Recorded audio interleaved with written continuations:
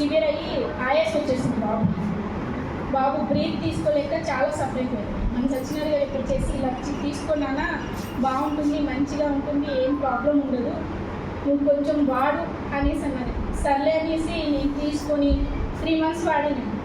రీసెంట్గా బాబుకి మళ్ళీ సికిల్ సెల్స్ టెస్ట్ చేయించాం, బ్లడ్ టెస్ట్.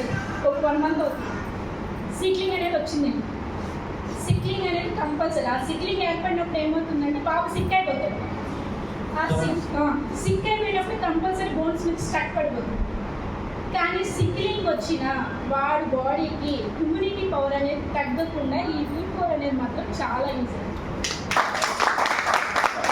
సిక్లింగ్ అనేది ఏర్పడిన ఖచ్చితంగా చెప్తున్నానండి, చాలా యూస్ఫుల్గా ఉంది. నేను చాలా మందికి చెప్పుకుంటున్నాను. దానివల్ల వాడి బోన్స్ కూడా స్ట్రాంగ్గానే ఉంటుంది. వాడు ఇంత యాక్టివ్గా ఎప్పుడైతే వాడి ఇమ్యూనిటీ అనేది తగ్గకుండా అంత ఖచ్చితంగా ఏం చెప్తున్నారండి, చాలా ఖచ్చితంగా నిలబడ్డాడు. నాకు చాలా నిజంగా ఈ సత్యనారాయణ నాకు రిపోర్ట్ చేసినందుకు చాలా హ్యాపీనెస్గా ఉంది. అందుకే ఎన్ని మంత్స్ వరకు వాడాలి అని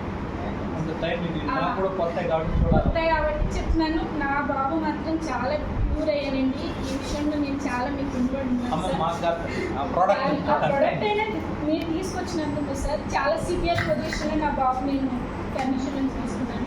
ఆయన రిఫర్ చేయడం వల్ల నేను కూడా ఆయనకు చాలా హ్యాపీగా ఉన్నాను sir. Thank you very much.